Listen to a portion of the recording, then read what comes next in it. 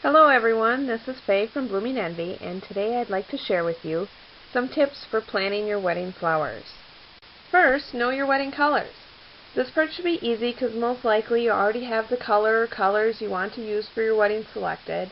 If you're undecided, take some time to figure out what color scheme you do want to use. It may be helpful to search the web for wedding inspiration boards from other weddings for some ideas. If you don't know your exact wedding colors, at least know what color flowers you want at your wedding. Second, start a portfolio. Get your hands on as many pictures as you can. Books, magazines, and online are all good places to look. Collect the pictures you find in your portfolio. It's okay to like parts of a design and not other parts. Make those notes in your portfolio. And don't worry, because you'll naturally be drawn to what you like. After you have found a few pictures, go back and look at them and see what they all have in common. Is it a certain color, design style, or even a particular flower? Third, determine your budget, but be realistic. The average cost of wedding flowers is about 8 to 10% of your entire wedding budget, and most people are shocked when they first start pricing wedding flowers. The big, showy designs you see in magazines and on TV can cost hundreds of dollars each. Also, don't expect to be able to get prices from a florist over the phone. There are many variables that go into the floral design process, and it's impossible to know your exact cost until the details have been figured out. Fourth, make a list of who and what you would like flowers for. Separate this list into two lists, one for flowers you must have and one for flowers you want to have.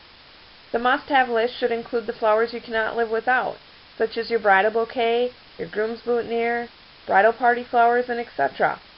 The want-to-have list could include church arrangements, reception centerpieces, Great Uncle John's boutonniere, and so on and so forth. Know the difference between these two lists?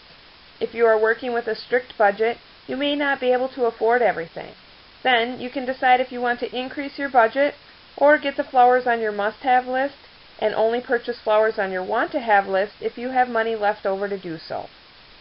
Fifth, decide if you will hire a florist or do it yourself.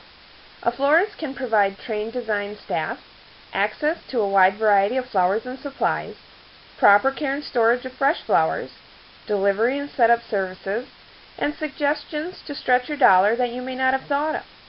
If you're considering do it yourself, ask yourself, how difficult is the design? Do you have the needed skills? Will you have the time to make the designs? Who will be in charge of getting the flowers where they need to be?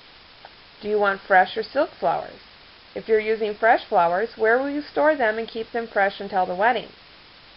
Finally, don't let cost be your only deciding factor. Although do-it-yourself is generally less expensive, you may be surprised at what a florist can offer you for a competitive price.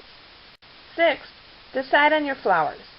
Pick budget-friendly flowers that complement your wedding colors and your design style. Start with the bridal bouquet. Pick your favorite bloom and color and work from there. Remember that flowers the exact color as your dresses will blend in the photographs. And if you find yourself going over your budget, you can try multi-purposing items, such as using arrangements from the church again at the reception. You can have smaller size bouquets, or use inexpensive filler items. Seventh, remember, we are here to help. If you have any questions or need help planning your wedding flowers, contact Blooming Envy. We are always happy to help. We can be found at www.bloomingenvy.com.